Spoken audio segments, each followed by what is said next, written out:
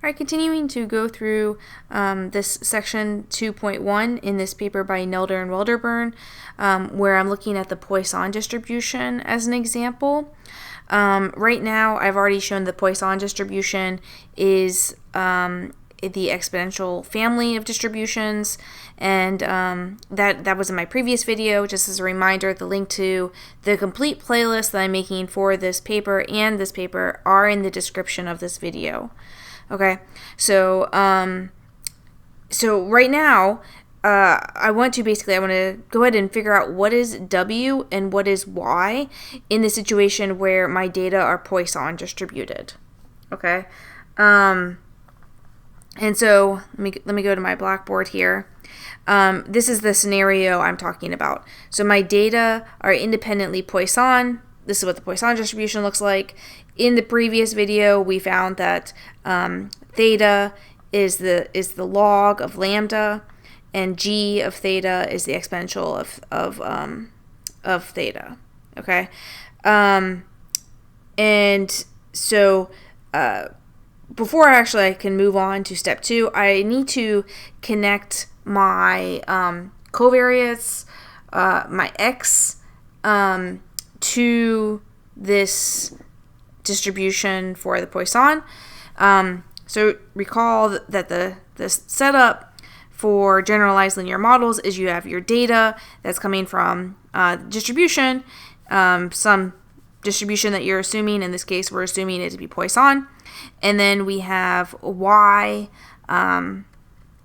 equals the sum from I equals 1 to m of beta I x I k. So these are our covariates x. These are our unknown betas. This is what we want to estimate. And so you're summing them up and you're getting y. And then how do you link y to this random outcome variable? We link it through our link function. The popular link function is the canonical link function. And that's the one that we were going to go ahead and use right now, which says that theta k equals yk. So this is the canonical link, and this is what we're going to use as we go through this example. Okay. So yeah, if I use that, then let's go ahead and start with trying to figure out what W is. In order to find the derivative of mu, first thing I need to do is figure out what mu is. So let me start with that. Mu k equals the expected value of zk, which is the first derivative of the function of g. Let me write that a little neater. And if you're like, well, hold on a second, where'd this come from? This was something that we showed earlier in this playlist, and it was discussed earlier in this paper. Right here, that's what mu is. Okay, and if you're wondering why do I have the subscript k everywhere and you don't see the subscript k written in this paper, k is to indicate each of the different observations. You could think of the authors as either neglecting to write it because it gets messy having that subscript every time, or you could think of it it's really not necessary because you see it just shows up again and again and again. So whether you have one observation, if you only have one observation, then you don't need the k, right? But the k indicates that we have n observations because it goes from k equals 1 to n. Okay, so that subscript is just to be super clear that it's allowed to vary from observation to observation. Okay, so we have different covariates, so that means y changes. All right.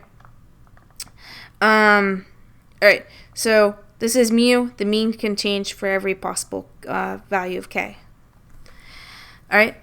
So let's go ahead and find that derivative of g. So we have g written right here. So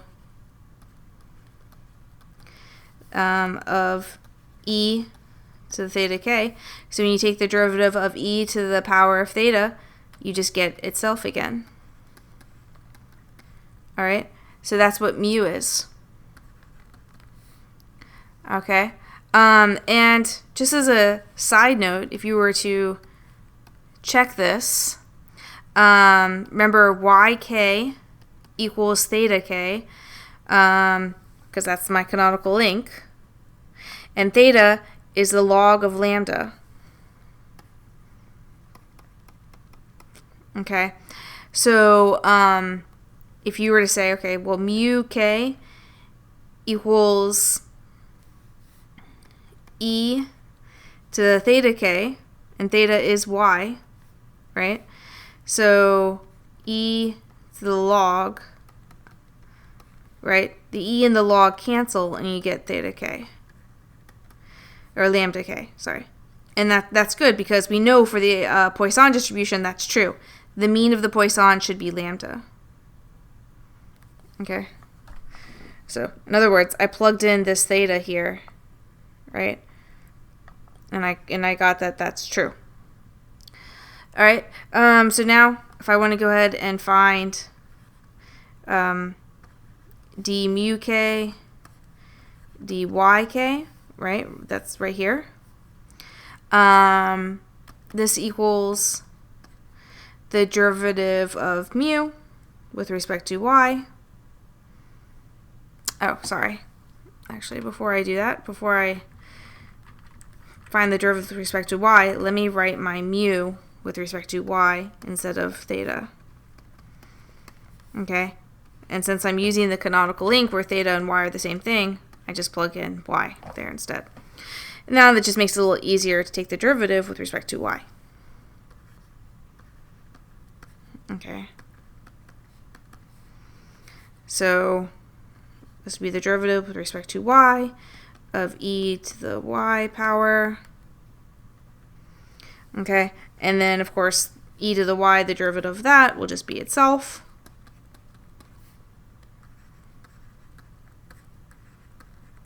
Okay. All right. So now, so that's this piece right here. That's squared, right? Divided by vk. This is the second derivative of g of theta k. And if you're wondering where that came from, that was in the paper down towards, let's see.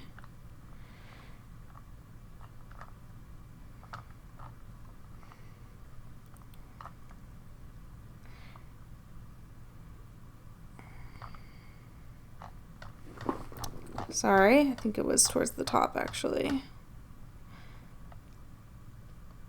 Here it is. Second derivative of g is v. That's equation 4. Okay? So, yeah.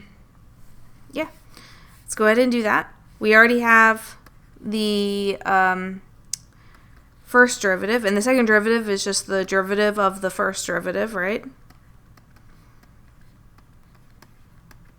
Okay, and the first derivative is mu, right? That's what I just calculated. I just calculated the first derivative.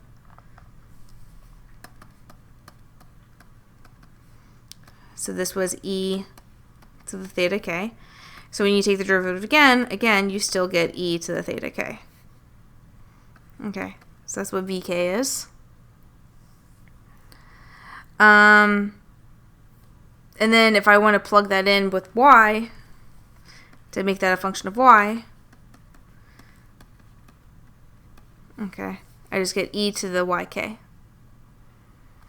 Alright, and so now what is w?